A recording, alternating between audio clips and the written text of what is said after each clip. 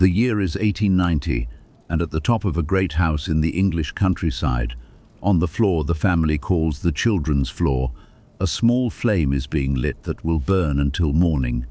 It is a night light, a squat little candle in a cup of water, set inside a dome of pierced china on the nursery mantel shelf, and the woman lighting it has performed this exact office at this exact hour for more than 20 years. Below her, the house descends floor by floor like a quiet hillside, the bedroom floor where the family sleeps, the great staircase with its portraits, the drawing room with its dying fire, and far beneath, the kitchens and cellars, all of it settling toward night. Outside, the first snow of December is coming down without a sound, filling the carriage drive, furring the cedars, making the whole park one soft grey page. And up here under the roof, behind a door covered in green baize to keep the sound of the world out, 4 children are being carried towards sleep, on a routine so old, so unhurried, and so exactly the same as last night that it works on them like a tide. This is history for sleep. Tonight we are going to spend one whole night, the entire night, from tea time to breakfast in the nursery of a Victorian great house. We will have tea by the fire and a bath in front of it. We will go down the great staircase in our best sashes for the children's hour and come up again to prayers and night lights. And when the last small candle is lit and the last door left ajar at exactly the width of a hand, we will stay awake with the one person in this whole sleeping house whose profession is the night itself, the nanny in her rocking chair, with her mending in her lap and one ear turned always toward the cots. Nothing frightening happens tonight. The fire is guarded, the snow is falling, someone kind is awake upstairs, and if stories like this help you drift off, subscribing helps me make more of them. Now the lamps are lit on the children's floor, the tea things are coming up the back stairs, and a kettle is beginning very softly to sing. Let us go up past the baize door and arrive where every good day in this house both begins and ends, the nursery, at tea time, with the curtains drawn against the snow. Come up the last flight of stairs, not the great staircase with its oak and its ancestors, but the narrower one beyond the baize door, where the carpet gives way to drugget and the pictures give way to whitewash, and stop a moment on the landing, because you have just crossed the most important frontier in this whole enormous house. Below the baize door lies the house of the grown-ups, 30 rooms of silk and silver and consequence, where dinner is a performance and the clocks are French. Above it lies a different country. The children's floor runs the length of the east wing under the roof, lower ceilings, wider window sills, a smell of toast and clean linen and scrubbed pine, and it is arranged, like all good countries, around its capital, the day nursery, a long bright room with a fire at one end behind a tall wire guard, a scrubbed deal table in the middle, a rocking horse by the window with one ear rubbed bare by 40 years of small hands, a Noah's Ark on the shelf waiting for Sunday, and wallpaper new only last year, and the children's open pride printed with geese and bonneted girls from a picture book. For this is the age when famous artists have begun to draw for nurseries, and even the walls up here are gentler than the walls downstairs. Next along the passage is the night nursery, curtained and dim, where the cots stand, then the nursery maid's room, then the little room that is the kingdom's treasury and larder, both the nursery pantry with its own kettle, its own crockery, its bread crock and milk jugs under net, and at the passage's end, with her door exactly opposite the night nurseries and never quite closed, the room of the sovereign herself. She is called Nurse Ashby to the servants' hall, Nanny to the children, and Nanny Ashby to the whole family, including, when they forget themselves, the master and mistress. She is somewhere past 50, broad in the apron, quick in the eye, grey under her cap, and she has ruled this floor through 2 generations of the family's children, nursed the present master when he was in petticoats, and stands now, decades on, lighting night lights for his son and daughters. In the hierarchy of the house, she occupies a position so singular that the other servants have given up trying to place it. She dines alone or with the children, not in the hall. She gives orders to the kitchen and is obeyed. The butler himself, a man before whom footmen tremble, calls her Miss Ashby and gets called Thomas back, for she remembers him as she remembers most people, smaller. Under her serve too, Ellen, the undernurse, 23, quick and warm-hearted, who does the carrying and the airing and is learning the craft the only way it can be learned, which is beside someone who has it. And Susan, the nursery maid, 16, who lays the fires and scrubs the floors and carries the trays up 4 flights from the kitchen, and who is at this moment arriving at the top of the back stairs, breathing hard with the tea. And it is worth pausing on that tray because it explains the whole architecture of this little world. Everything the children's floor needs comes up to it. Coal in scuttles, cans of hot water, clean linen, meals under covers up the back stairs, past the baize door, into the pantry, all day long, a quiet supply line worked by Susan's young legs.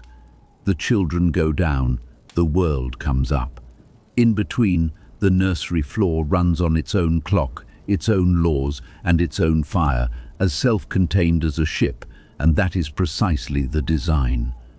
The Victorians built their great houses so that childhood could be kept somewhere, warm, aired, guarded, high above the traffic of dinner parties and estate business, wrapped in flannel and routine. Whether that design was wise in every family is a question for daylight. In this family tonight, it is a kind country under a kind queen, and its evening ceremonies are about to begin. The fire has been made up. The guard, a tall fender of wire mesh, high as a child's chin, hooked to the mantel at both ends. The one law of this room that has never once in 40 years been relaxed is warm to the touch, and over its brass top rail, as on every winter evening of the century, tomorrow's small garments are airing, 4 nightgowns, a row of stockings, flannel petticoats, all giving off a faint, clean warmth like bread. The lamp is lit on the table, the curtains are drawn on the snow, the kettle on its trivet is singing its way up toward busy, and along the passage now comes the day's best sound, the thunder of the children, home from their walk, being unwrapped from their coats, 4 voices, one of them singing, one of them protesting a lost mitten with the full tragedy of 3 years old. All of them converging on the firelight and the tea table, where Nanny stands, calm as a lighthouse, cutting bread and butter. Tea on the children's floor is not the tea of the drawing room 3 stories and a whole civilization below. It is better. The table is scrubbed deal without a cloth on weekdays. The crockery is the nursery's own thick white cups a small hand can hold, plates with a moral motto or a picture of a hen round the rim, survivors and veterans every one, each with its history of chips honestly come by. And the food is the plain, warm, immemorial food of English nursery evenings, sent up from the kitchen but finished and ruled at this fireside. Bread and butter first. Bread before cake is the law of the land, and not even birthdays repeal it. Cut thin for the little ones and thick for the boy. Toast made at the fire itself on a long brass fork, which is a privilege, awarded in strict rotation and worth more than the toast. Jam of the estate's own damsons. Milk in the thick cups, warmed a little because of the snow, and because the day deserves it, a seed cake, from which Nanny cuts slices with the gravity of a judge. On the guard, the nightgowns warm. On the hearth, the kettle mutters. Outside the drawn curtains, the snow comes down on the park, on the cedars, on the whole darkening county, and the firelight makes the geese on the wallpaper walk around the table, the 4 citizens of this kingdom. Miss Alice, who is 10, eldest deputy monarch and chief rememberer of rules, presently buttering toast for her smallest sister with the enormous carefulness of a girl who knows she is being a good example.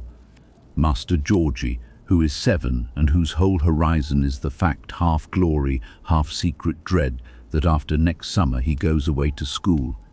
He has a scratch on his cheek from the holly in the lane and the appetite of a plough team. Miss Maud, who is 3, recently tragic about the mitten, now restored and sitting on the long bench with her bread and butter, swinging boots that end a foot above the floor. And in the high chair by Nanny's elbow, the baby Miss Rose, 8 months old, sole subject of the kingdom, who pays no taxes and keeps no laws, working with deep concentration on a crust, her evening bottle still an hour off, her cheeks 2 small roses of firelight, for which she was not named but might have been. Ellen pours, Susan ferries toast, Nanny presides, and notice, for it is the craft of the room, and nearly invisible, how the meal is also a slow instrument for lowering 4 small flames toward evening.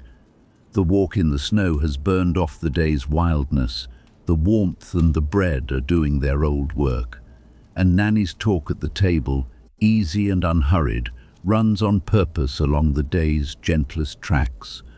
The robin they fed in the lane, the snowman that may be possible tomorrow if the snow lies, the exact number of currants discoverable in a slice of seed cake, which Maud is counting aloud with occasional numerical inventions all her own. No riddles now, no romps, nothing that winds a child up. Those belong to morning, the rule of the nursery evening, learned by every nanny from every nanny before her, is descent. Each hour a little quieter than the last, each ceremony a step down a staircase that ends in sleep, so gradual that no child ever feels the stair under the foot. The drawing room below dresses for dinner, the nursery in its own way is already dressing for night. Tea ends as it always ends, grace said, hands and faces wiped in strict order of resistance, the crumb-strewn field cleared by Susan while Ellen takes the baby, and the clock on the mantel shelf a plain honest nursery clock, with a tick like a heartbeat in boots, showing 5:30. And 5:30 on this floor, in this rain, means one thing, and the 2 eldest are already looking at the door with brushed hair anticipation. Downstairs in the drawing room, the lamps are lit, dinner is an hour off, and the master and mistress of the house are waiting for the great small ceremony of the Victorian family day. It is time to be taken down, while the tea things go down and the bath water begins its long journey up. Consider, because the firelight invites it, how new this room is, as history counts newness. For the nursery, as this house knows it, the whole warm apparatus of guarded fires and appointed hours and wallpaper geese is not an ancient inheritance at all. It is very nearly an invention of the century now ending, and one of that century's kindest. Go back a few generations, and childhood in even the great houses was a brisker, barer affair. The Georgian child of 100 years ago was dressed as a small adult the moment it could stand, breeched and stayed and wigged in miniature, walked into the drawing room to make its bow, and hurried toward usefulness. The medieval and Tudor children before them were farmed to wet nurses, betrothed from cradles, apprenticed at 7, pages and seamstresses while their milk teeth were still about them. Rooms set apart for children existed in palaces, but the idea that childhood itself was a country with its own citizens, costume, furniture, literature, food, medicine and rights, a territory to be protected rather than a deficiency to be corrected, that idea had to be built, plank by plank, and the century of this snowy night is the century that built it. You can watch the planks go in, the new picture books drawn by serious artists for small eyes, the new literature written not to catechize children but to delight them, wonderlands and water babies and looking glasses, an entire golden shelf that simply did not exist when Nanny Ashby was born. The toy makers and the rocking horse carvers become respectable trades, the child study men with their notebooks, the kindergarten with its strange foreign name, the factory acts walking the little ones out of the mills year by year, and the school acts walking them into classrooms, the magazines for mothers, the christening industry, The sailor suit. Stone by stone, law by law, picture book by picture book, the age assembled a shelter around the beginning of life, and then put a fire in it, and a guard on the fire, and a woman in charge of the guard, and called it the nursery. Like everything the age built, it was unevenly given. This floor is the shelter at its most gilded. The two-room cottage in the village holds the same idea, with one nightlight and no nanny at all, the mother keeping every watch herself before and after her day's work, and the century's conscience, to its credit, has begun to notice the children who have no shelter of any kind, and to build for them too the ragged schools, the orphan homes, the societies with long, earnest names. The work is nowhere near done as the 90s open. It will take another century and more, and be unfinished still. But something real has shifted in the great houses and the small ones alike, and this room is its monument. The settled conviction, now general where once it was eccentric, that the beginning of a life deserves a guarded season, warmth before usefulness, play before duty, sleep before everything, and that a society may be fairly judged by the rooms it keeps its children in. The philosophers of the next age will argue about all of it, and historians will weigh what the arrangement cost as well as what it gave. Let them. It is tea time in 1890. The guard is warm, the geese are walking on the wall, and 4 children who will never once in their lives doubt that they were safe are being carried toward evening on the tide of an idea, the gentlest large idea of a loud century. While the snow comes down outside like a blessing on it, they go down brushed, sashed and buttoned. Alice in her clean pinafore with her hair ribboned, Georgie with his collar straightened and his scratch inspected and passed as honourable, Maud in her best sash carrying, by special treaty, one wooden Dutch doll, and the baby aloft on Ellen's shoulder in a shawl, all of them proceeding along the passage, through the baize door which sighs shut behind them like a soft hand closing, and out onto the great staircase into the other country. It is a descent between worlds. The stair carpet is deep enough to swallow boots. The ancestors watch from their gold frames as the little procession goes down past them, Alice walking as one conscious of ancestors, Maud conducting a low conversation with her doll. The hall below is a warm pool of lamplight and wood smoke, and through the tall drawing-room doors, the hour that a whole literature has named the children's hour is ready to begin. The mistress of the house is on the sofa by the fire, dressed for dinner, jewels in the lamplight, arms already open. The master stands at the mantelpiece, and his gravity, which all day has governed tenants and letters and the county, is at this moment entirely counterfeit and known by every person in the room to be so, including the baby. For 1 hour, a little more if dinner is late, a little less if there are guests, the children have the drawing room and their parents entirely. Maud rides her father's foot. Georgie, breathless, gives the full history of the holly and the scratch, twice. Alice plays her new piece on the great piano with 8 mistakes fewer than last week, is kissed and glows. The baby is passed from arms to arms and performs her one trick, a wave, approximately to an acclaim no diplomat will ever earn again in this family.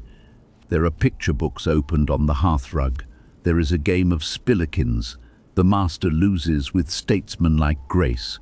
There is from the sofa the day's news taken and given, laced through, on the mistress's side, with questions to Nanny, who stands by, part chaperone, part prime minister, translating the kingdom upstairs for the crown below. Yes, the baby's new tooth is through, and the fret of it gone with it. Yes, Georgie's cold is a week behind him, though she'll keep the flannel on his chest while this snow lasts. Yes, Alice practices daily.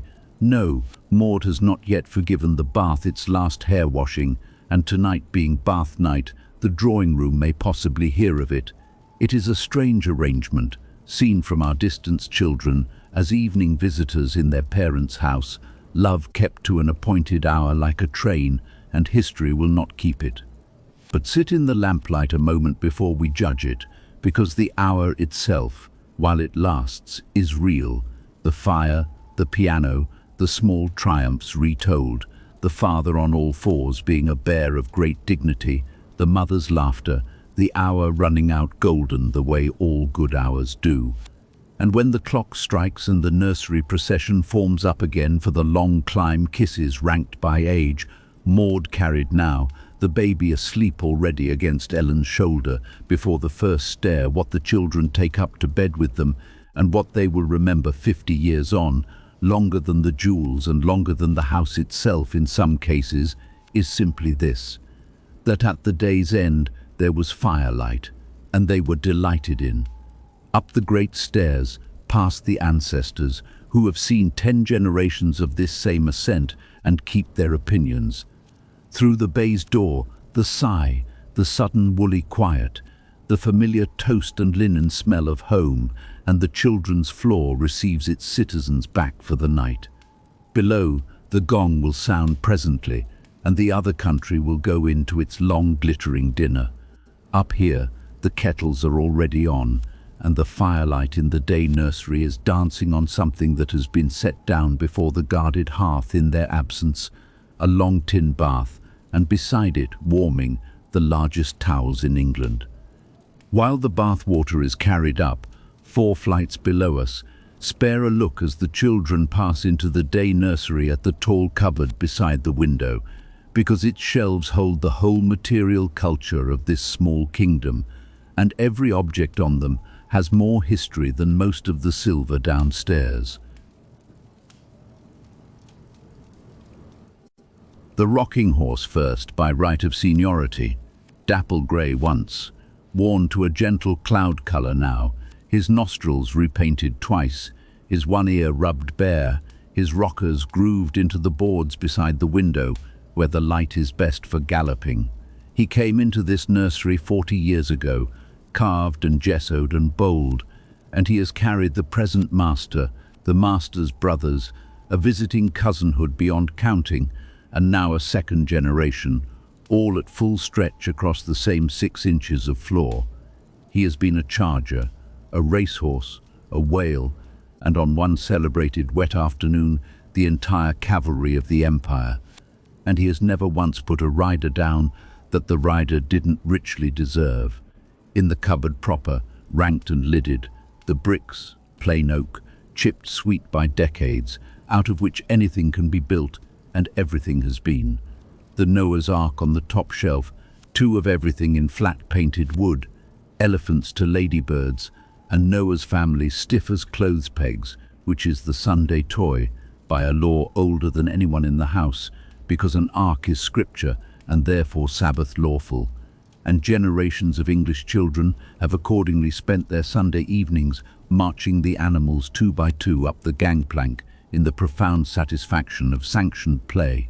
The doll's house, glass-fronted, a great house in little kitchen range the size of a matchbox, a butler's pantry with plates painted on the dresser, in which Alice, who is growing past dolls, but not past order, still rearranges the furniture on quiet afternoons like a small benevolent providence. Georgie's shelf of soldiers, horse and foot, their paint campaigned half away, Maud's Dutch dolls in their wooden row, the scrap screen by the fire, pasted layer on layer with 20 years of bright cutouts, and the boxes of the table games, spillikins, the alphabet cards, the dissected puzzles that are maps of Europe cut to pieces, by which a century of nursery children have learned their geography kingdom by kingdom at the scrub table on winter evenings exactly like this one. Nothing here is new, and that is the point of it, the deep point, worth carrying down towards sleep. Toys in this age are made to be inherited, wood and lead and wax and horsehair, mended and repainted and handed on, brothers' initials inside the fort's lid, a grandmother's sampler framed over the bookshelf, teaching its alphabet still. The nursery is where the family's things go to live longest, because children, whatever they break, keep faith with objects in a way the grown floors below have forgotten. The horse is not furniture, He is somebody. The ark is not a toy, it is the way Sunday tastes. And 50 years from tonight, when the 4 sleepers along the passage are grey, the cupboard will have scattered as cupboards do, but one object apiece will have followed them out into their lives and stayed. A one-eared horse in a grandson's nursery, an ark on a study shelf between the law books, animals long since odd, a Dutch doll in a drawer with the letters. Hold one small thing long enough, it becomes a keel. The bath is coming up the back stairs now, can by steaming can. The horse stands resting in the last of the firelight, mid-gallop, one ear listening, as the kingdom's evening moves to its next ceremony. Bath night proceeds in strict reverse order of size, which is the only order nature and prudence both endorse. The baby first, while the water is kindest, then Maud, then Georgie. Alice last, by seniority and by her own firm negotiation, in fresh water with the door shut, being 10. It is conducted entirely before the day nursery fire, in the long tin bath filled can by can Susan's cans, up the back stairs, her evenings mountaineering with cold added under Nanny's wrist. For a Nanny's wrist is a thermometer certified by 20 years of practice and has never once been wrong. The baby is bathed on Nanny's aproned lap and in the bath's shallow end by turns, and finds the whole institution excellent. There is splashing, conducted with the solemnity babies bring to their pleasures. There is the ancient game in which a wet baby evades a warm towel for the joy of being caught by it. And there is the fireside rite that ends it, the small body dried in the towel's tent, powdered, pinned, gowned in warm flannel straight off the guard, until what is handed at last to Ellen is a parcel, clean, sweet, heavy-lidded, smelling of soap and warm cloth, already half over the border into sleep. Maud's bath features the hair-washing question, raised, argued and lost on appeal, with jug water and a face cloth pressed to the eyes, and one long tragic vow that subsides, the moment the rinsing ends, into the deep luxury of the warm towel and the fireside, where she stands steaming gently like a small pink pudding, while Nanny rubs her dry and the firelight jumps on the wire mesh of the guard.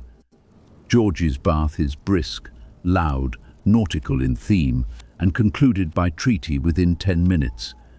Alice's is private, and from behind the shut door comes the sound of a girl singing to herself in 2-inch deep water, which is one of the oldest sounds in the world, and then washed, brushed, flannelled, buttoned into nightgowns warm from the guard the kingdom assembles for its last ceremonies in the night nursery, where the fire is smaller and banked low behind its own guard. The curtains are drawn and the beds wait.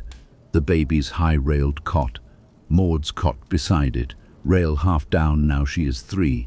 Georgie's bed by the far wall under his shelf of treasures, a bird's egg, a knight, a piece of string of proven excellence. Alice's bed by the window, because she likes to hear the weather, prayers first at Nanny's knee, in order of age, the formula as smooth with use as a stair rail. God bless Papa and Mama, Nanny and Ellen and Susan. Each sibling named Maud names the rocking horse also, and is not corrected, for theology on this floor is a broad church, and the small petitions offered up. Snow tomorrow, the robin's continued health, school, this from Georgie, very fast and low, not to come too soon. Then into the beds, each child tucked by hands that have tucked 10,000 times. The sheet turned down 2 inches exactly, the blanket snugged at the shoulder, the extra flannel at the foot because of the snow.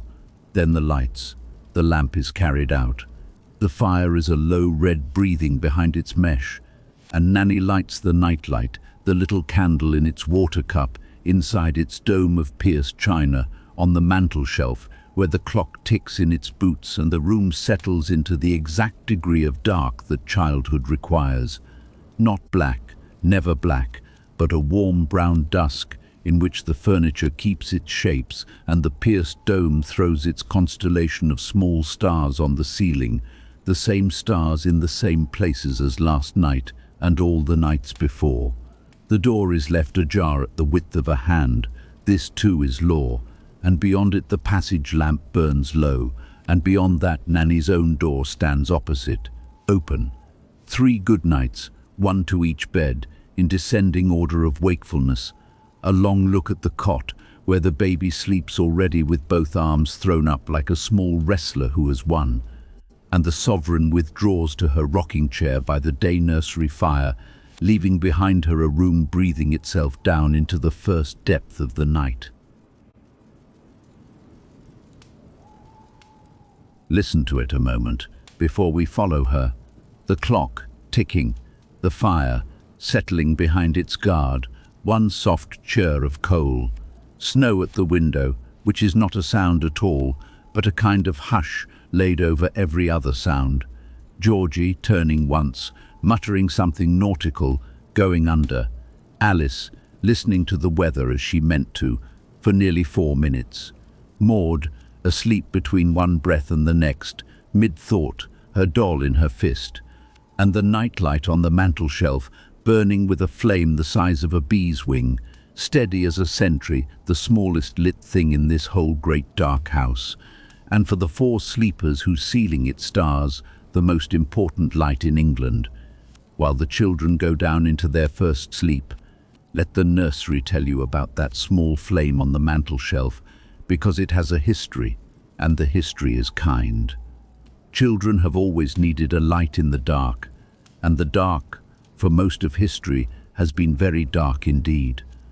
The nurseries of earlier centuries made do with what the house could spare, a rushlight, a dried rush dipped in kitchen fat, clamped slantwise in an iron pincer, burning down its length like a slow fuse with a smell of frying and a light the colour of weak tea, or a saved stub of tallow candle in a pierced tin lantern, whose holes threw freckles of brightness on the rafters, or nothing but the banked fire itself and the moon when it chose. A rushlight wanted watching, and an open candle in a room of sleeping children wanted watching more. Every mother and nurse of those centuries carried that particular care in the back of the mind all night, every night, like a stone in a shoe. And then, within the lifetime of the woman rocking next door, the little problem was solved prettily, cheaply, and for good. The Victorians, who could not look at any human arrangement without improving and then marketing it, produced the purpose-made nightlight, a squat, wide, short candle of pressed stearine, engineered to be too fat to topple and too humble to flare, made to burn a stated number of hours, 6, 8, 10, the box tells you plainly, and to be set in a saucer or cup of water, so that its little life must end, whatever else happens, in a hiss and a wisp and a floating disk of spent wax. Safe as the fireguard, cheap as bread, sold in every village shop in boxes of a dozen.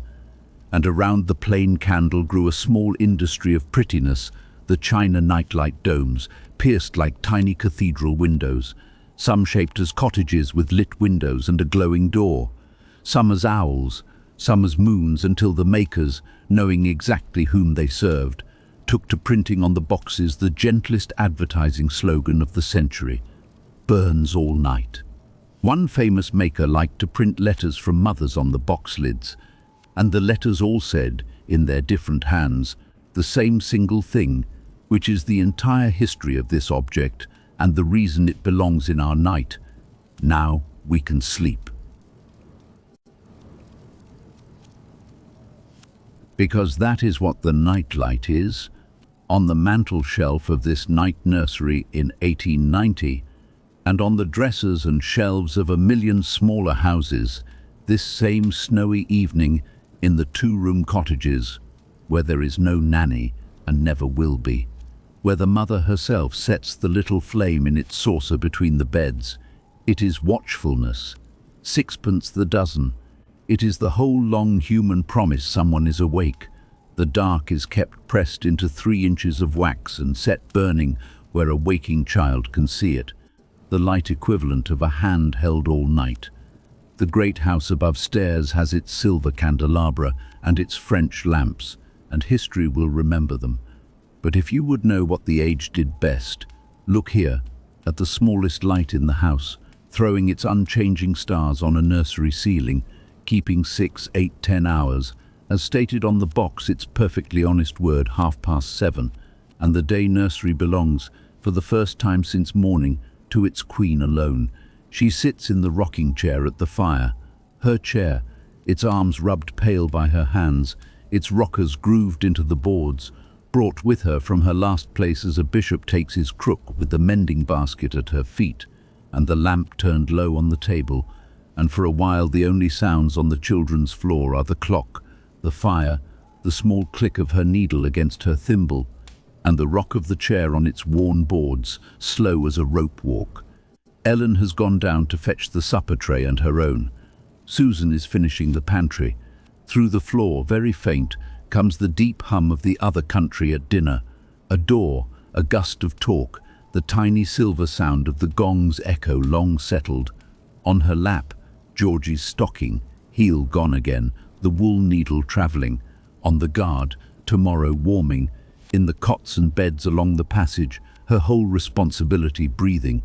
Take a look at her by lamplight, because her profession is one of the strangest and most quietly powerful the 19th century has made, and history, which writes down every general, will very nearly forget to write her down at all. She was born 50-some years ago in a farm cottage 20 miles from here, one of 9. She minded babies from the time she could carry one, as country girls did, and at 13 she went into service into a rectory nursery first, as nursery maid, the Susan of that house, carrying cans and scrubbing floors and watching, always watching, how the nurse above her held a fretful baby, how she cooled a bath, how she talked a nightmare out of a room. That is the whole university of her trade. There is no school for nannies, yet the first of those, with its uniforms and its certificates, belongs to the 90s just arriving, and to a college that will make the profession famous. There is only the long apprenticeship of floors and stairs, nursery maid to undernurse to nurse, house by house, reference by reference, a craft handed down from apron to apron, like the recipes for bread poultice and barley water that travel with it. By 25 she was nurse. By 30 she was Nanny Ashby of this house, engaged when the present master was 6 weeks old, and the fact that she is still here 20-odd years and a second generation later is the great distinguishing mark of her kind. Housemaids come and go, cooks give notice, but a nanny of the old sort stays and stays and stays, until she is no longer exactly a servant at all, but something the family has no word for and cannot do without, keeper of its babies, walking archive of its measles and its first words, the one person at the christening who has held every head in the party. Her wages would not astonish a footman, her power would astonish a duchess. On this floor her word is absolute over the children, over Ellen and Susan, over the kitchen as regards all nursery matters, and over the parents themselves in practice, however the theory may run. The mistress of the house, who orders 7 courses for 20 without blinking, does not change the baby's routine without a conference. And her craft, refined through 30 years of nights, is a real craft, as exact as the ostlers or the keepers. She can tell a hungry cry from a tooth cry, from a mere sociable complaint through 2 shut doors. She can warm milk to the degree without a thermometer and bank a fire to burn low till 2. She carries in her head the whole almanac of childhood, when to shorten coats, when to cut a first nail, what flannel does that cotton cannot, which of her 4 sleepers will wake if the wind gets into the chimney, and which would sleep through the last trumpet if it sounded before 6. No letters after her name, no name half the time, but Nanny, simply the accumulated, unwritten, hand-to-hand science of keeping small people safe through the night, of which tonight, snow falling, fire banked, needle travelling, she is a senior professor at her ease. Ellen comes up with the trays, and the 2 of them take supper together by the fire, cold beef and bread, and a jug of ale from the servants' hall. And the day gone over quietly between them, which is how the craft is really taught. why the baby's second nap was moved earlier, what Maud's new tooth will do this week, how you tell Ellen asked Nanny, answering with the heel of the stocking when a boy's bad dream wants waking from, and when it wants only a hand on the shoulder and the sound of a voice saying ordinary things. Susan takes her candle at 9, yawning like a church door, and goes. Ellen follows at 10, with the baby's morning things laid ready, and the children's floor comes down to its night establishment, which is one woman, one lamp, one fire, 4 sleepers, and the snow. Before the house sleeps, one more remembering, because this quiet floor is not an island, however it feels tonight. It is a province of a great invisible empire, and once a year, and once most weeks, the empire meets. In London, of a fine morning, in Kensington Gardens and Hyde Park, and every green space within reach of the tall stuccoed squares, the nurseries of England come out of doors.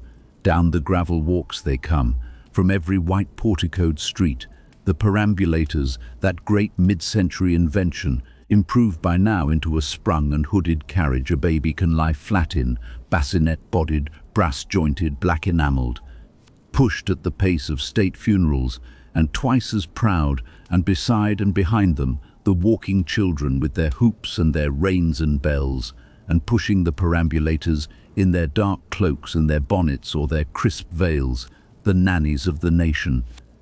They converge, as their kind have converged for a generation, on the benches by the round pond and the Serpentine and the broad walk. And there, while their charges feed ducks of the 10th generation to be so fed, the profession holds its parliament.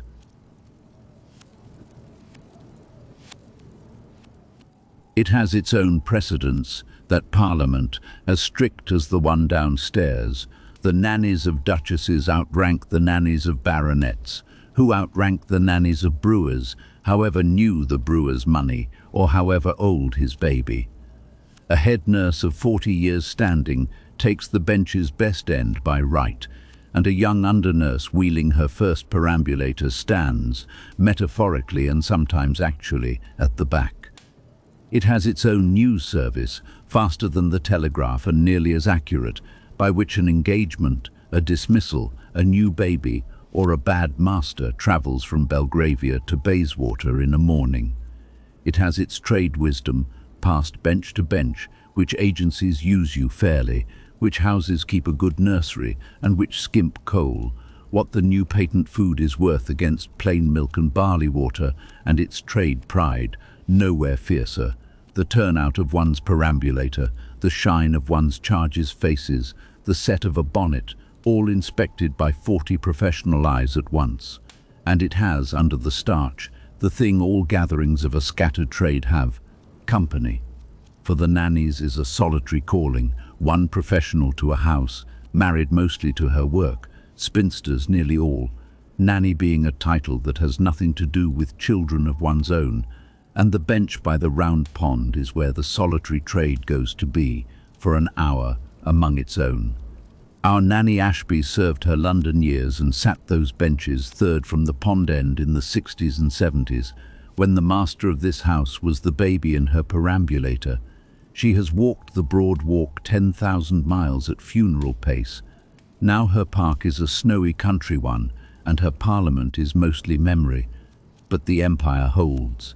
This same night over sleeping London, 1,000 nightlights are burning in 1,000 top-floor nurseries. 1,000 rocking chairs are creaking by 1,000 guarded fires. And tomorrow, if the snow permits, the perambulators will come out along the white walks like the fleet putting to sea. History will give the age its generals and its engineers, but it should keep a bench somewhere near the front for the bonneted profession that raised it, the empire of the nursery, whose colours are starch white and flannel grey, and whose long quiet victory is this: generations of the grown and powerful, who asked in old age for the safest place they ever knew, will name neither a bank nor a fortress, but a top-floor room that smelled of toast, and a person in an apron whose lap was the capital of the world. The clock in its boot says 10, and Nanny Ashby puts the mending by, takes the little hand lamp from the table, and rises for the first of her rounds, for she keeps them as surely as any keeper on any light, though no board of trade requires it and no log records it. The log is in her bones.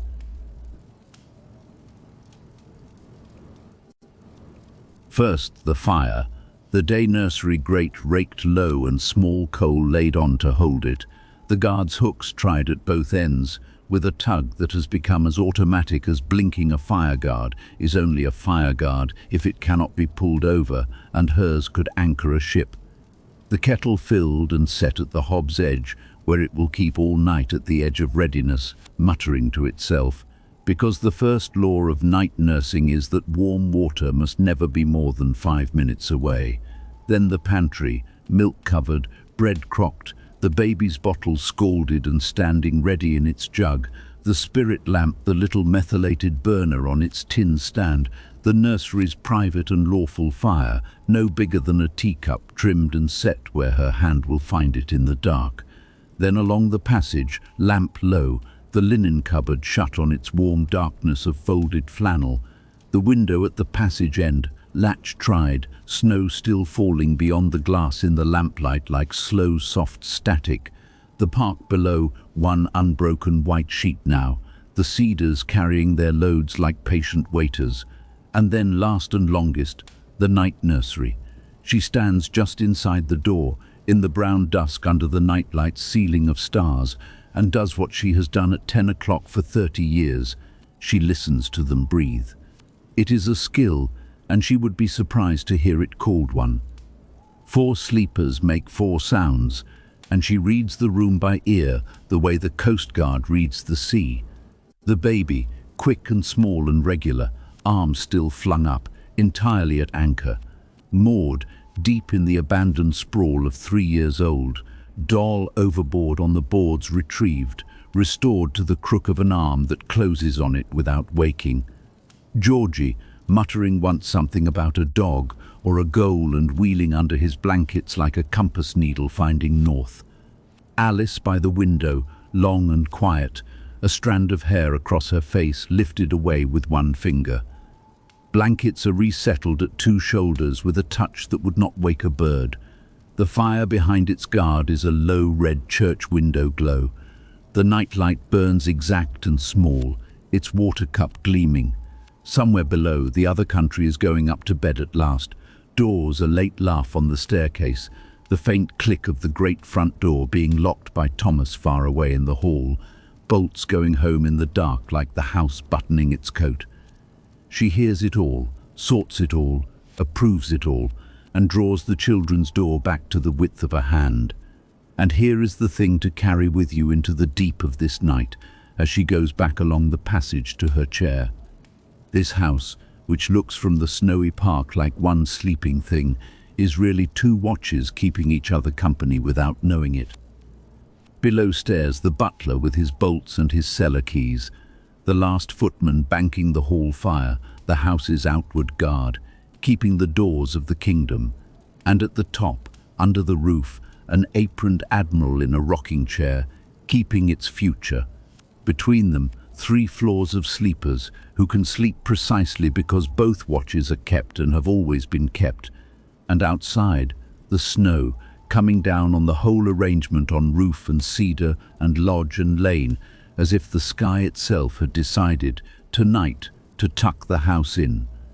Back in her chair, with the rounds done and the house buttoned, she sits within arm's reach of the little room that is her dispensary and commissariat both.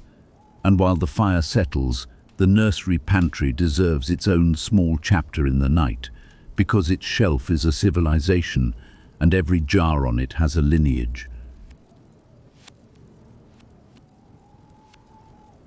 The barley water first, in its stoppered jug, pearl barley simmered soft and long, strained, a curl of lemon peel, made fresh each morning by Ellen, to a receipt that has come down apron to apron, so far past its origin that no one alive knows whose it first was.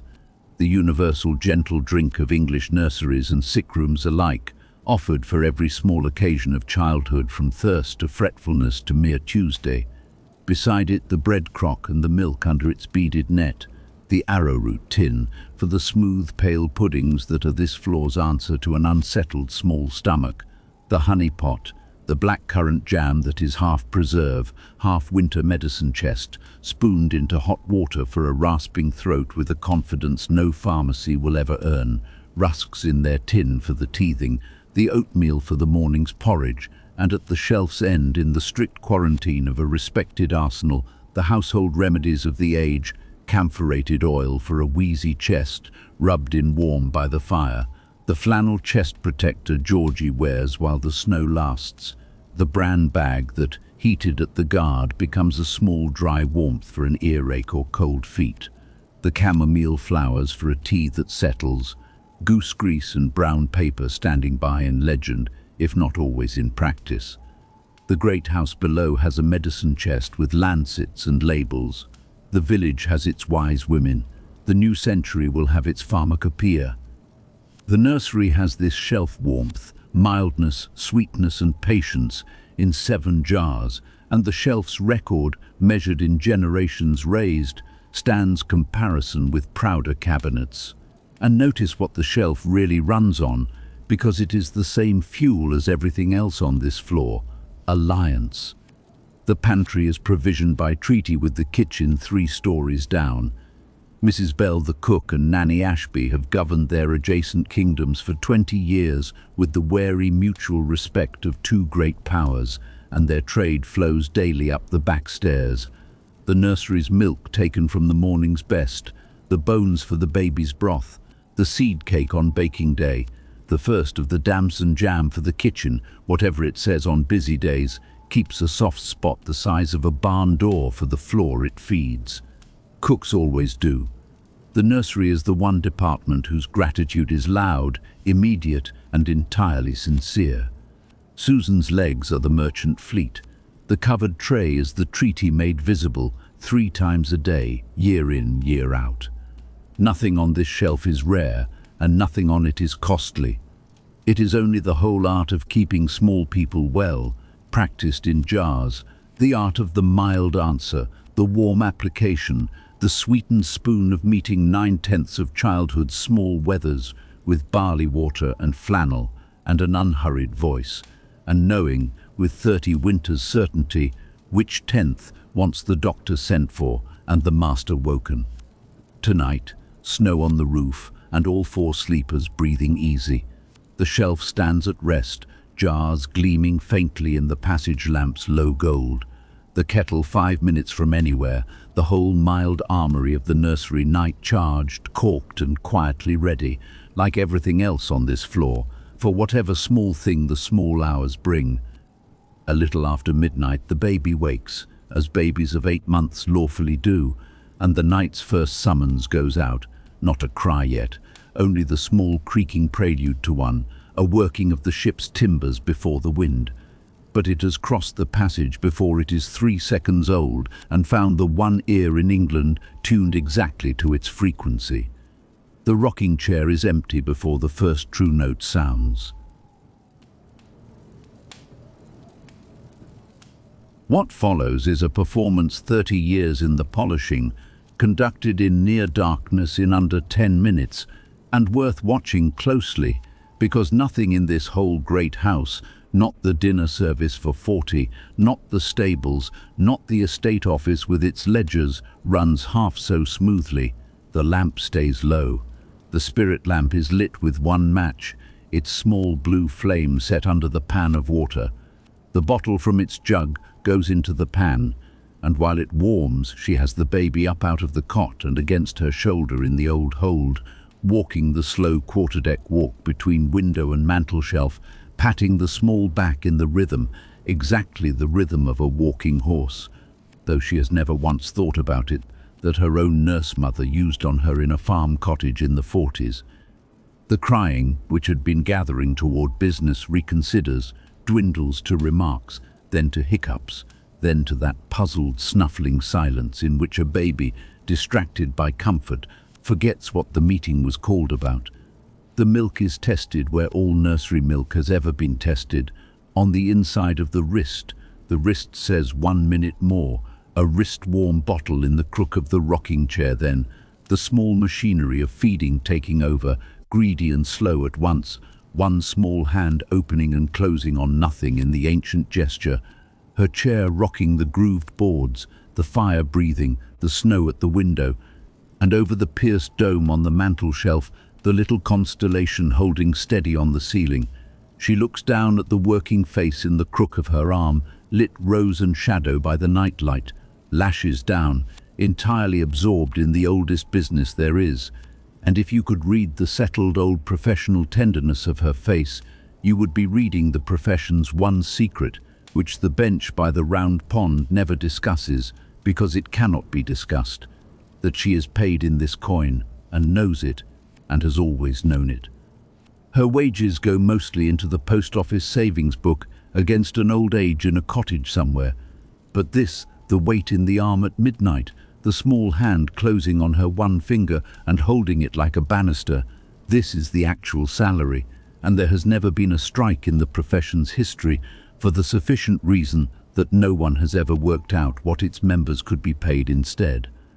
The bottle empties. The burp is achieved against the flannel on her shoulder with the two firm pats of long science, and the baby goes down into the cot again, heavier by 4 ounces and 40 fathoms, arms coming up over her head into the wrestler's victory of deep sleep. A long moment at the cot rail, watching the breathing settle to its small quick tide, the bottle rinsed and set to scald, the spirit lamp out, the chair rocked briefly empty, settling. 12:30, says the clock in its boots. Along the passage, 3 doors down, the other country's last candle is out. The whole house now, masters and servants, cellar to attic, every soul under its snowy roof is asleep, except one, and that one settles back into her chair by the banked fire, picks up the half-heeled stocking by habit, lets it lie in her lap unregarded, and rocks, slow as a rope walk, keeping the middle watch. Somewhere in that midnight walking, without deciding to, she had begun to hum low, under the lamp's hearing, the same 4 notes over and away again, and the tune she chose without choosing is older than the house. So while the floor sleeps, remember the songs, because the nursery is the deepest archive in England, and its documents are all sung. Every night of this snowy century, over cots and cradles from Cornwall to the border, the same small treasury has been paid out. Hush-a-bye on the treetop, and golden slumbers kiss your eyes, and lavenders blue, dilly-dilly, and the rest, and nobody singing them can say where they came from, because they came from nowhere and everywhere and always. The scholars of this very decade, going round with their notebooks collecting what they call folk song from carters and grandmothers, keep discovering what every nanny could have told them free, that the nursery keeps tunes the way church walls keep paint, in layer under layer, older than anything written down. A lullaby is a song with one listener and one purpose, polished by 10,000 singers into pure function, the way sea stones are polished every syllable that ever startled a child, long since worn away, till what is left is warm sound, with just enough words to hang together. Sleep and safe and morning. And here I am. Half the verses make no sense at all, and have not for 200 years, and it does not matter. The baby is not attending to the libretto. It is attending. All babies attend to the one message under all lullabies in all languages, which the tune carries better than the words ever could. You may let go now. I will stay. And the rhymes are the same archive's daytime shelf, ride a cock horse, and pat a cake, and this little pig, which was played on Maud's toes this very evening at the bath, and has been played on small wet toes past all counting. Little rituals of touch and rhythm, handed down apron to apron, mother to daughter, nurse to nursemaid, below history's notice and immune to it. Kings have come and gone by the dozen since someone first rode a cock-horse to Banbury Cross. The fine ladies' bells, whatever they were, are 5 reins rusted, and the rhyme goes on nightly, in exactly the metre of a trotting horse, wearing better than the bells and better than the kings. This is the nursery's quiet law, and perhaps the deepest secret it keeps. The smallest culture is the most durable. Palaces burn, dynasties fail, the map is redrawn, and Hushabye survives everything, carried not in libraries, but in the only archive that never closes. The voice of whoever, tonight, in whatever year, in whatever house, is rocking a child in the dark and reaching without deciding to for the 4 notes that have always worked. She hums them now to no one. The baby is far past needing it, or not quite to no one. Old rooms deserve their songs. The fire churs, the clock walks, the snow leans its hush on the glass, and the 4 notes go over and away, smaller and smaller, the sound of the profession itself, keeping itself company in the middle of the night, in the middle of the winter, in the middle of a sleeping and perfectly safe and utterly unknowing house. Toward 2 the snow stops, the way snow does, without announcement, leaving the night twice as quiet as before, and into that doubled quiet come, within a quarter hour of each other, the 2 small calls that will be the night's only business, and they are as different to her ear as 2 bells of 2 churches, though a stranger on the landing would have heard only children in the dark. Maud first, a fretting, surfacing complaint, half asleep itself, the new tooth, working through in the small hours when teeth choose to do their work. There is a whole Victorian shop counter of patent answers to a teething night, syrups and soothers with reassuring names, and the counter has its dark shelf, as the age well knows. But this nursery's answers have not changed in 30 years and will not tonight. The ivory teething ring cool from the pantry shelf, a rub of the gum with one honest finger, the child up against the shoulder for the quarter-deck walk, and the low, ordinary voice naming ordinary things. The snow all stopped now, the robin asleep in the holly, the snowman certain for tomorrow, and buttons, a subject on which Maud at 3 holds strong views. The tooth is not argued with. Teeth win in the end, always. It is simply outweighted in company, which is the whole difference. A hurt outweighted alone is misery, and the same hurt outweighted against a flannel shoulder is only weather. 10 minutes of it, the complaint spacing wider, the doll rebirthed, the blanket resettled, and Maud goes down through the surface again, tooth and all, one fist curled under her chin like a comma, mid-sentence, asleep. And then Georgie, and this call is different, and her feet know it before her mind is out of the chair. The short, high cry of a boy fetched up hard out of a bad dream, awake in the wrong world with his heart going like a watch in a fist. She is at the bedside in her grey shawl, with the lamp lifted just enough, never full light after a nightmare. Full light confirms that something happened, and she does the thing her own nurse mother did in the 40s, the thing the craft has always known, and the new century's doctors will one day write papers to discover. She does not ask what the dream was, not yet, and she does not say there is nothing to be afraid of, which no child in the history of the world has ever once believed.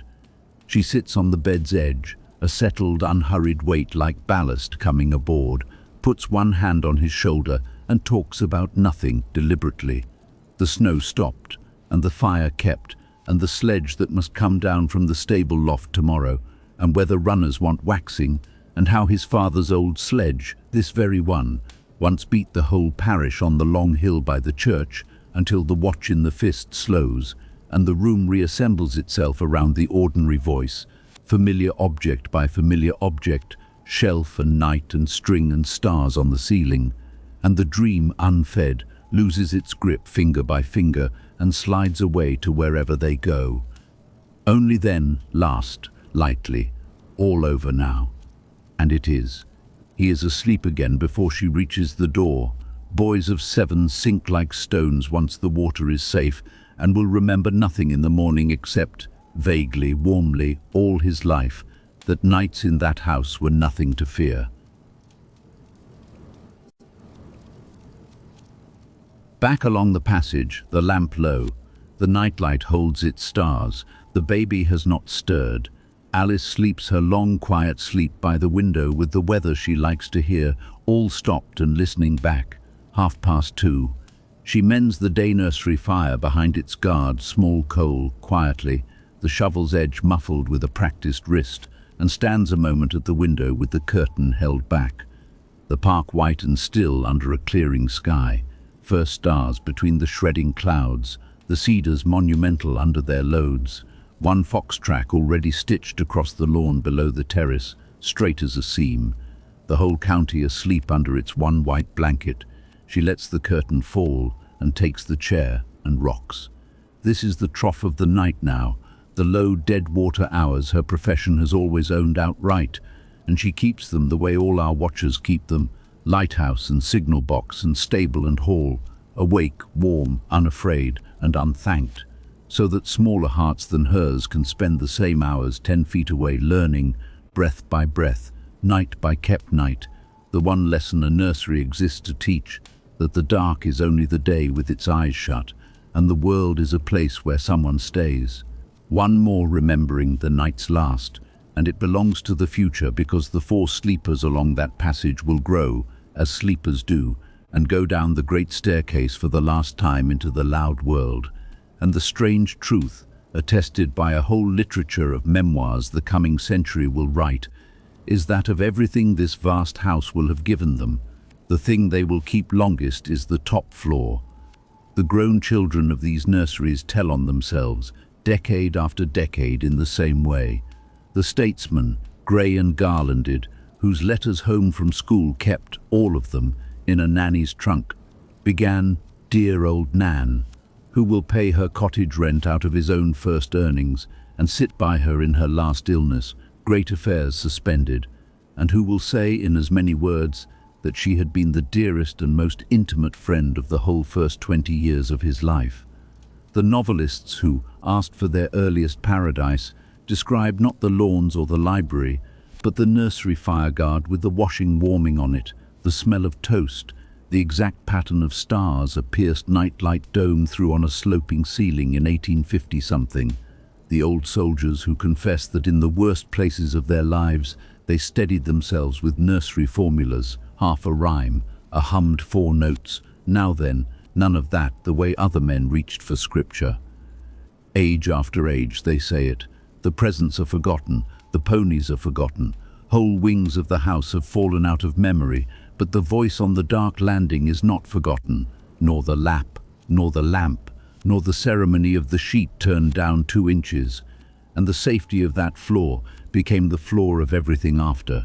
What the nursery gave was not comfort merely. It was the original proof administered nightly, wordlessly, at exactly this hour, by exactly such women that the world could be trusted. And a person given that proof young spends it all their life, like inherited gold. She would wave all this away, the professor in the rocking chair, if you read it to her high-flown talk. The boy needed his dream seen to, that is all.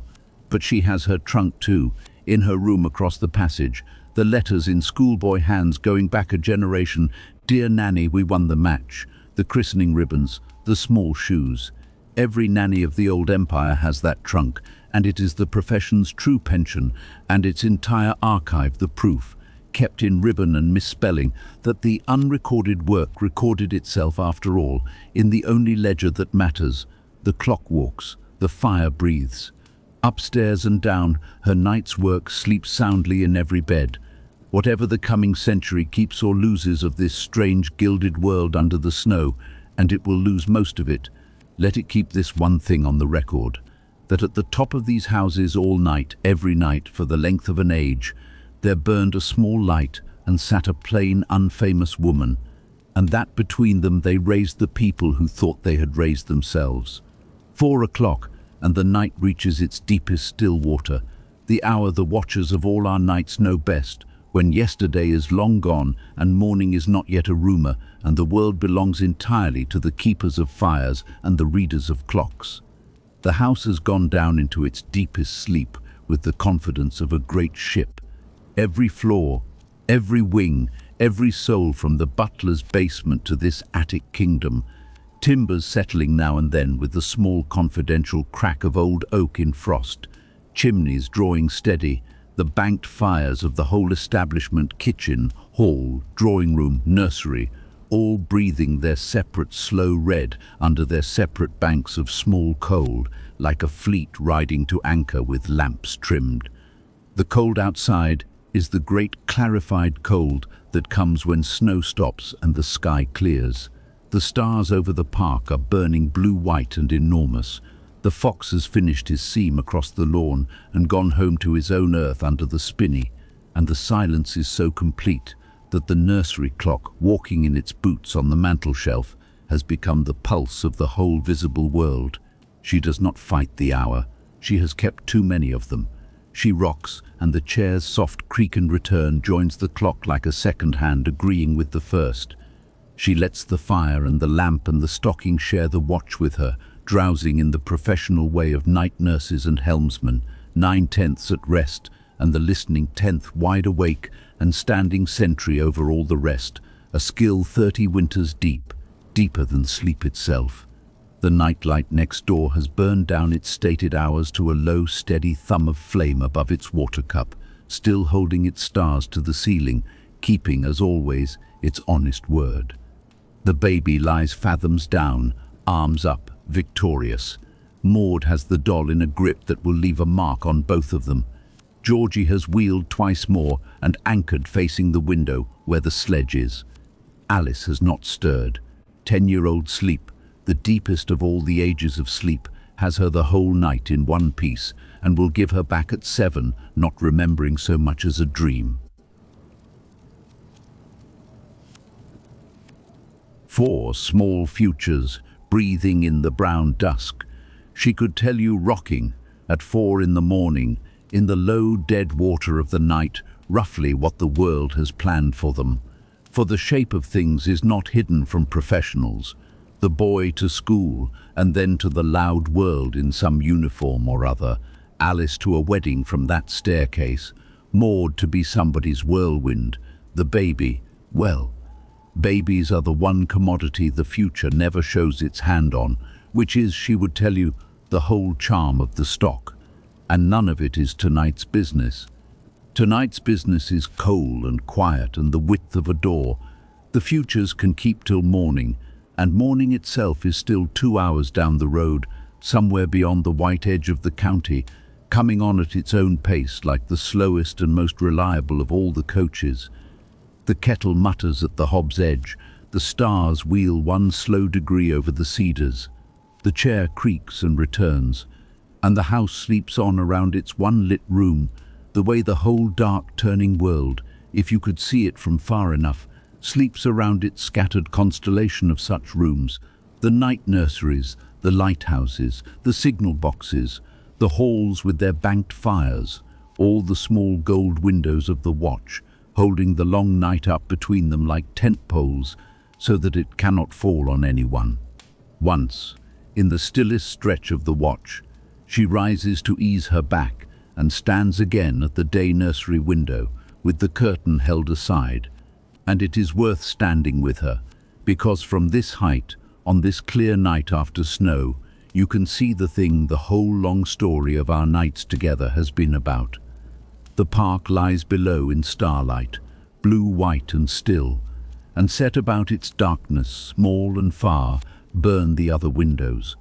Down by the gates, one square of gold, the lodge, where the lodge-keeper's wife keeps a lamp in the window whenever any of the family is on the roads, and the family is not. But the lamp is lit tonight anyway, because habits of faithfulness do not check the calendar. Away to the east, low under the wood's black edge, the gamekeeper's cottage shows a lit chink. He is up with his spaniel and his kettle, as he is up most winter nights, listening to his coverts on principle. The cold, clear nights are the poaching nights, but tonight even the poachers have voted for their own firesides, and his watch will be tea and the dogs dreaming and the fox's distant sermon, and he knows it and keeps it anyway. In the stable block across the yard, the low glow of the lantern that burns all night over the sick stall, where the old hunter with the strained tendon stands warm in his bandages, with the stable cat asleep on his broad back. The head groom has been out to him twice already in a greatcoat over his nightshirt, and the horse, who has known 30 years of this establishment, accepts the visits like a bishop receiving callers.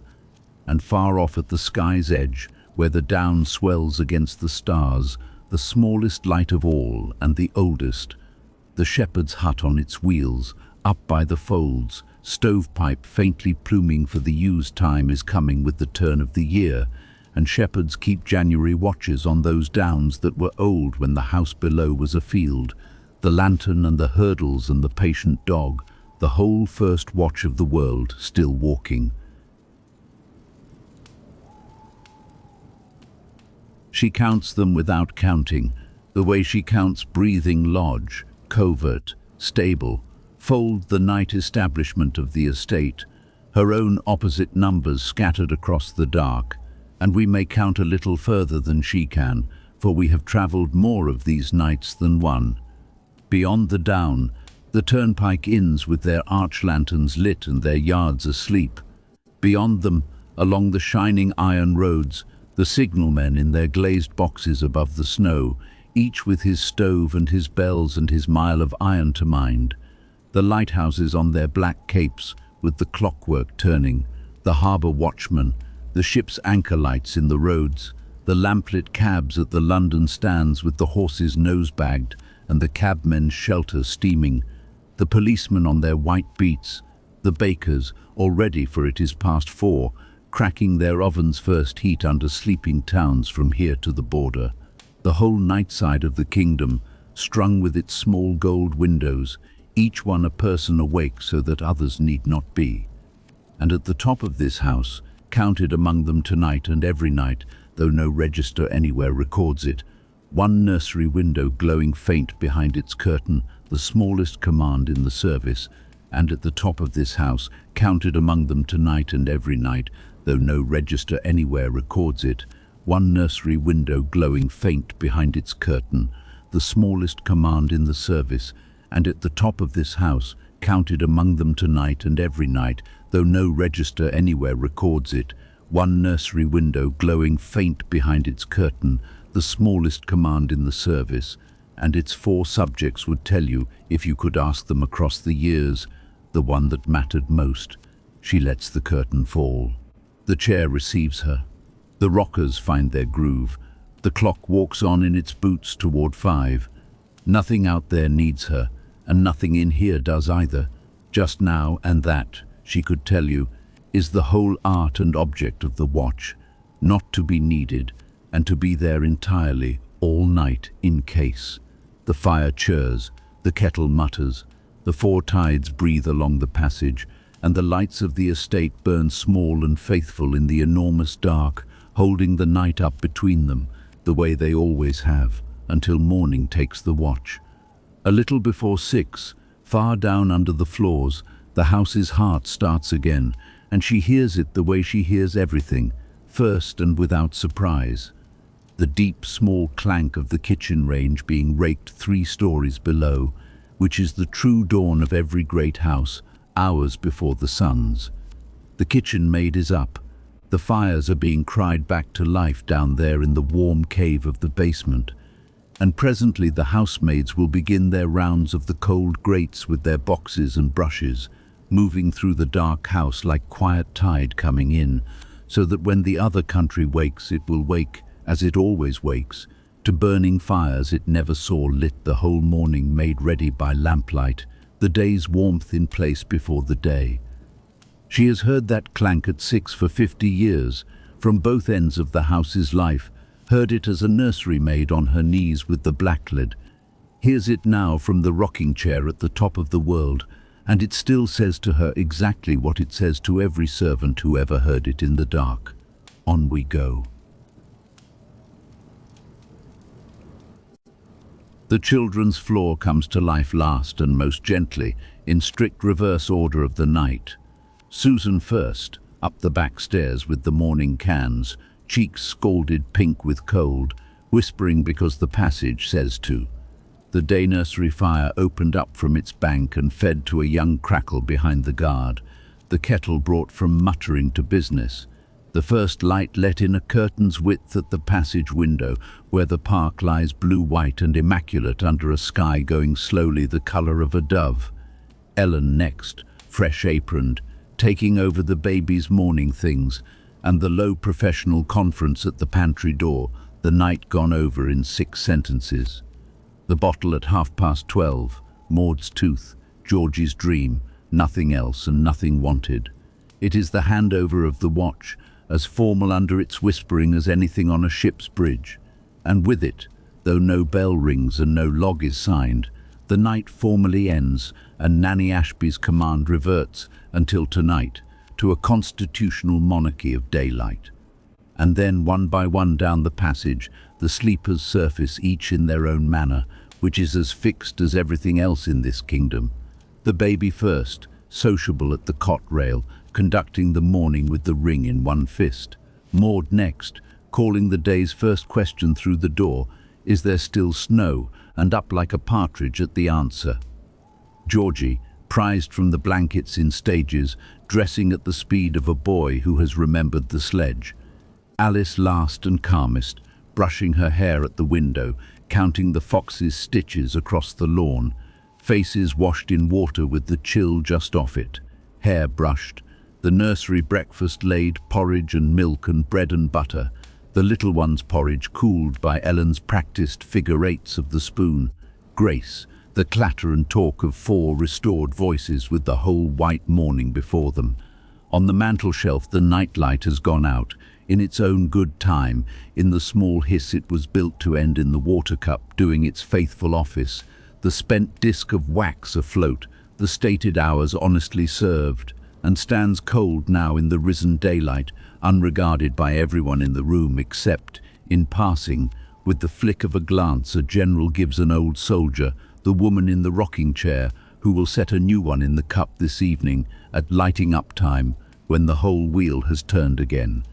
Below, the gong will presently sound for the other country's breakfast. The sledge will come down from the loft. There is a snowman solemnly promised, and the robin is already at the sill making his own arrangements with the state of the paths. The children's floor stands in its morning order, fire young, guard warm with today's airing, table loud, wallpaper geese walking in the strengthening light, one more day, begun in the long procession of its days. And its queen sits a moment longer in her chair with her cooling cup of tea, off duty in the only sense she recognizes, which is barely. And if she is tired, no one will ever know it, for the profession's last rule is its first one. The children must never see the cost of the watch.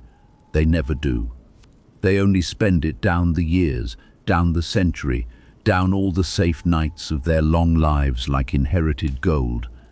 And that is the night, the whole of one night, tea time to breakfast, at the top of a great house in the winter of 1890. But we do not have to leave yet. The morning belongs to them, the night is still ours, and it is still snowing in it, somewhere behind us, where the hours are kept.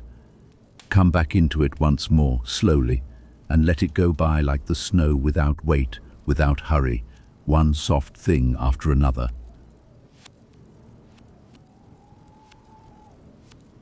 The baize door, sighing shut on the loud world, the last flight of stairs where carpet gives way to drugget, and the smell begins toast and clean linen and scrubbed pine, the smell that 50 years from now will still mean safe. The day nursery and firelight, the tall guard warm as a hearthstone, the nightgowns airing on its rail, the rocking horse resting on its worn ear, the geese on the wallpaper, walking their endless gentle mile, the tea table, thick white cups, bread before cake, the toasting fork slow gold, Maud counting currants and losing count and beginning again, smaller, the bath before the fire, the warm towels tent, small pink feet on the fender's edge, this little pig told on wet toes, as it has always been told, prayers at the knee smooth as a stair rail. God bless everyone, and the rocking horse too, the beds in their row, the sheet turned down 2 inches, the blanket snugged at 4 small shoulders, and the nightlight lit, the small flame in its cup of water, the pierced dome and the stars it throws on the ceiling, the same stars in the same places, night after night after night, the door ajar, the width of a hand, the passage lamp low, and her chair by the fire beginning its slow creak and return, slow as a rope walk, the sound the whole night rests on. Listen, the clock walking in its boots, the fire's small chirr behind the wire, the snow at the window, hushing every other sound, hushing the county, hushing the world. Midnight, and the bottle warming over its blue thumb of flame, the quarterdeck walk between window and mantel shelf, the small hand closing on one finger and holding it like a banister, the 4 notes hummed over and away, older than the house. You may let go now. I will stay. 2 o'clock, and the tooth out waited against a flannel shoulder.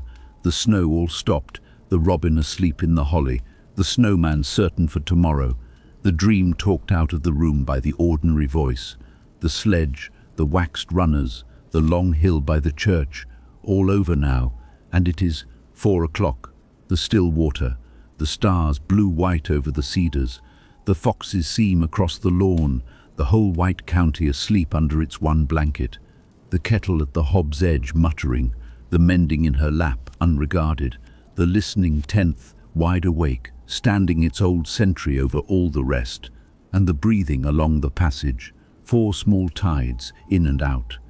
The babies quick and small, Maud's deep and flung, Georgie's anchored toward the window, Alice's long and even by the glass, in and out, the sound a house is for, the fires of the great house, banked cellar to attic, breathing their slow red under the small coal, the bolts home in the dark, 2 watches keeping each other company, top and bottom, without knowing it, and over the park, the snow, on the roof, on the cedars, on the lodge and the lane and the long hill by the church, coming down without a sound, tucking the whole county in, sleep now, like the house, floor by floor, letting the day go down through you like the warmth of the bath, like the last of the tea.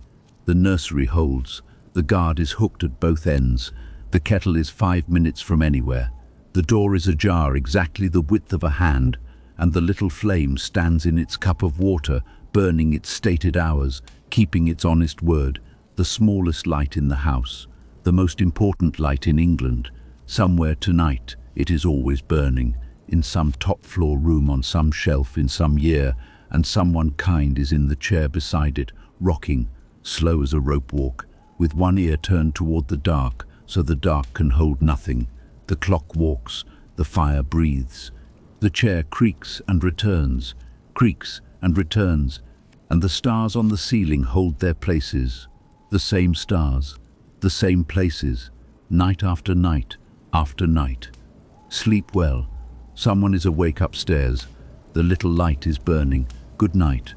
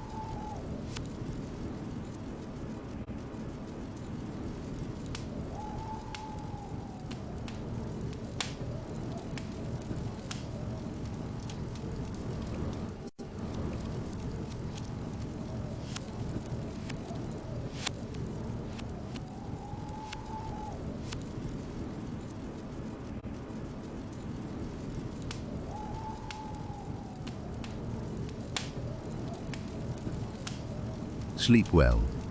Someone is awake upstairs.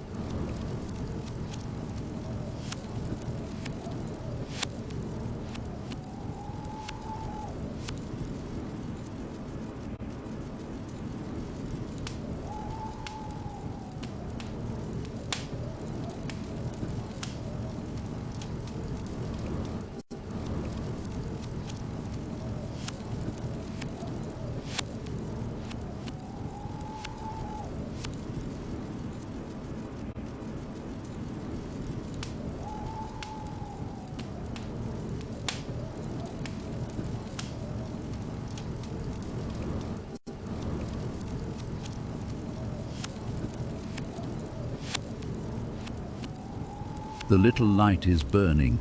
The guard is warm.